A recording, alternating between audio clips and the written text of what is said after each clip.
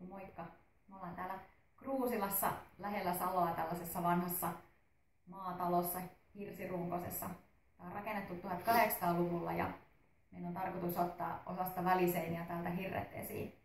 Hirsien putsaus on aika kovaa hommaa ja mä kerron nyt miten me ollaan se tehty.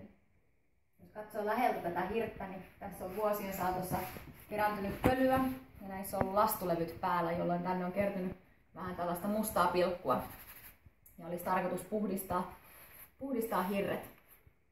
Täällä on sammalta ja luonnonmateriaaleja eristeenä. Mä aion puhdistaa tämän hirren tällaisella kiillotuskoneella, jossa on säädettävä kierrosnopeus.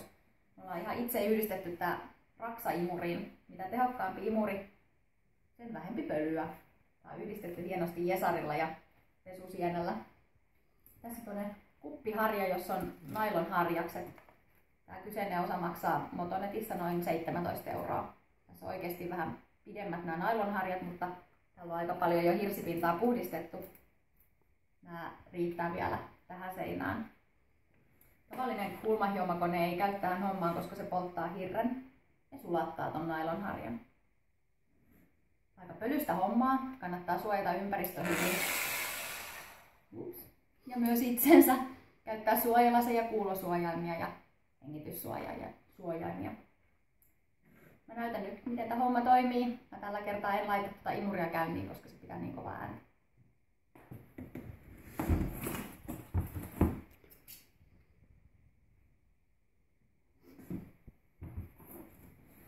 Laite kannattaa käynnistää ennen kuin sen laittaa tuohon hirteen kiinni. Joo.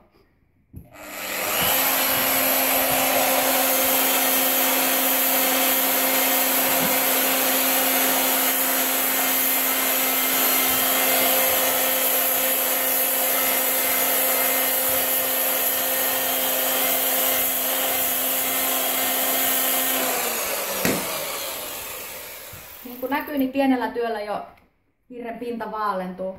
Nämä mustat pisteet vaatii vähän pidempiaikaisen työn. Mutta tämän kokoisessa seinässä menee noin pari tuntia aikaa ja tulos on oikein hyvä.